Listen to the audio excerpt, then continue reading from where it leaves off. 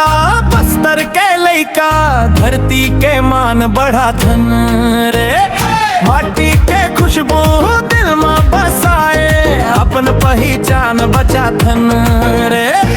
इंद्रावती गाथा गावे, चित्रकूट झरना मुस्काए, ढोल मांदर गूंजे गली गली, गोंचा मेला रंग जमाए।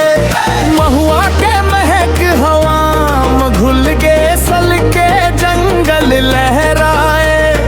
बस्तर के संस्कृति देख देख हर मन मोहित हो जाए। बस्तर हम शान रे, धरती के पहचान रे, नाचे गावे संग संग सब जय हो बस्तर महान रे।